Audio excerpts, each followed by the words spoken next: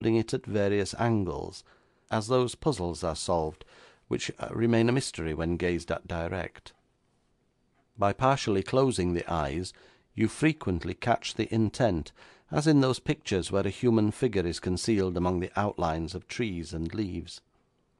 I held the paper at arm's length, and with the electric light gleaming upon it, examined it at all angles, with eyes wide open and eyes half closed. At last, inclining it away from me, I saw that the words were intended to mean "The Secret."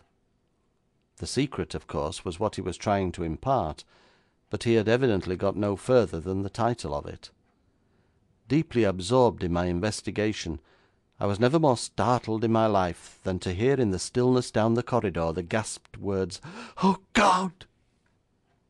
I swept round my light, and leaning against the wall in an almost fainting condition, Sophia Brooks, her eyes staring like those of a demented person, and her face white as any ghost's could have been. Wrapped round her was a dressing gown. I sprang to my feet. "What are you doing there?" I cried. "Oh, is that you, Monsieur Valmont? Thank God, thank God. I thought I was going insane. I saw a hand, a bodiless hand, holding a white sheet of paper." "The hand was far from bodiless, madame, for it belonged to me. But why are you here? It must be near midnight."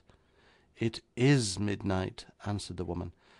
"I came here because I heard my husband call me 3 times distinctly, Sophia, Sophia, Sophia, just like that." "Nonsense, madam," I said, with an asperity I seldom use where the fair sex is concerned. But I began to see that this hysterical creature was going to be in the way during a research that called for coolness and calmness. I was sorry I had invited her to come. "Nonsense, madam, you have been dreaming." "Indeed, Monsieur Valmont, I have not. I have not even been asleep, and I heard the words quite plainly. You must not think I am either mad or superstitious." I thought she was both, and next moment she gave further evidence of it, running suddenly forward and clutching me by the arm. "Listen, listen," she whispered. "You hear nothing?" "Nonsense," I cried again, almost roughly, for my patience was at an end, and I wished to go on with my inquiry undisturbed.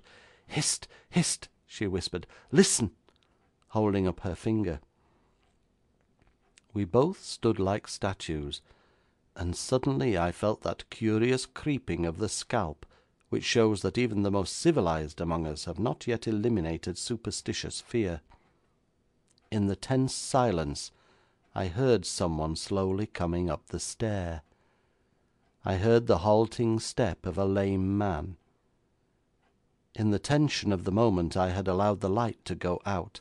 Now, recovering myself, I pressed the spring and waved its rays backward and forward down the stairway. The space was entirely empty, yet the hesitating footsteps approached us, up and up. I could almost have sworn on which step they last struck. At this interesting moment, Sophia Brooks uttered a piercing shriek and collapsed into my arms, sending the electric torch rattling down the steps and leaving us in impenetrable darkness. Really, I profess myself to be a gallant man, but there are situations which have a tendency to cause annoyance. I carried the limp creature cautiously down the stairs, fearing the fate of the butler, and at last got her into the dining room, where I lit a candle, which gave a light less brilliant perhaps, but more steady than my torch.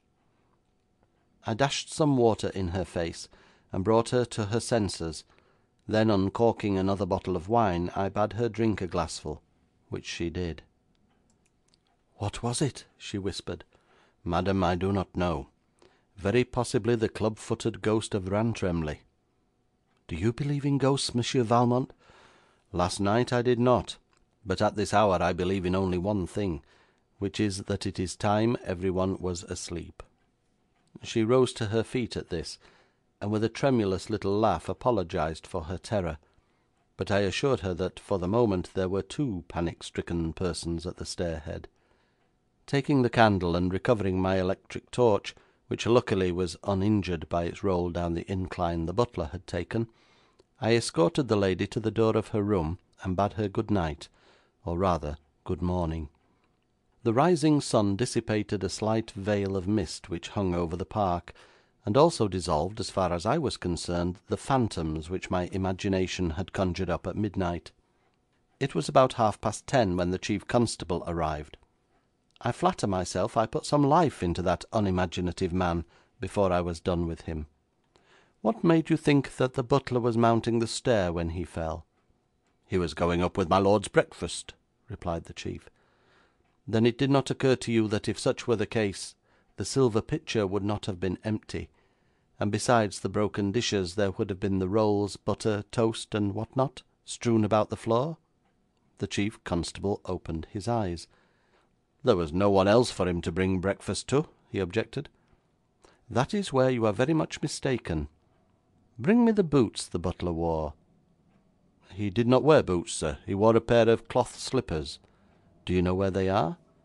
'Yes, they are in the boot closet.' 'Very well. Bring them out.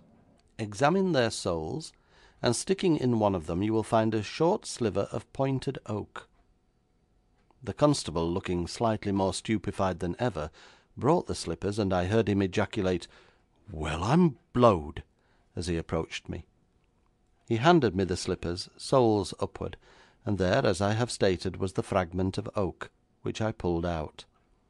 'Now, if you take this piece of oak to the top of the stair, you will see that it fits exactly a slight interstice at the edge of one of the planks. It is as well to keep one's eyes open, constable, when investigating a case like this.' 'Well, I'm blowed!' he said again, as we walked up the stair together. I showed him that the sliver taken from the slipper fitted exactly the interstice I had indicated. 'Now,' said I to him, 'the butler was not going up the stairs, but was coming down. When he fell headlong, he must have made a fearful clatter. Shuffling along with his burden, his slipper was impaled by this sliver, and the butler's hands being full, he could not save himself, but went head foremost down the stair. The startling point, however, is the fact that he was not carrying my lord's breakfast to him, or taking it away from him, but that there is someone else in the castle for whom he was caterer. Who is that person?' 'I'm blessed if I know,' said the constable, 'but I think you're wrong there. He may not have been carrying up the breakfast, but he was certainly taking away the tray, as is shown by the empty dishes, which you have just a moment ago pointed out.' 'No, constable. When his lordship heard the crash and sprang impulsively from his bed, he upset the little table on which had been placed his own tray. It shot over the oaken chest at the head of the bed, and if you look between it and the wall, you will find tray, dishes, and the remnants of a breakfast.' 'Well, I'm blessed!' exclaimed the chief constable once again. 'The main point of all this,' I went on calmly, 'is not the disaster to the butler, nor even the shock to his lordship, but the fact that the tray the serving man carried brought food to a prisoner, who probably for 6 weeks has been without anything to eat.' 'Then,' said the constable, 'he's a dead man.' 'I find it easier,' said I, 'to believe in a living man than in a dead man's ghost.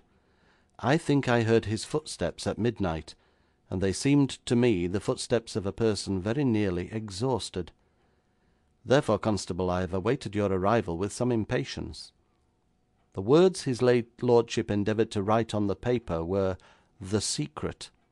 I am sure that the hieroglyphics with which he ended his effort stood for the letter R, and if he finished his sentence it would have stood "The Secret Room." Now, constable, it is a matter of legend that a secret room exists in this castle. Do you know where it is?' 'No one knows where the secret room is, or the way to enter it, except the lords of Rantremly.' 'Well, I can assure you that the Lord of Rantremly who lives in London knows nothing about it. I have been up and about since daylight, taking some rough measurements by stepping off distances. I surmise that the secret room is to the left of this stairway. Probably a whole suite of rooms exists, for there is certainly a stair coinciding with this one, and up that stair at midnight I heard a club-footed man ascend. Either that, or the ghost that has frightened you all, and, as I have said, I believe in the man.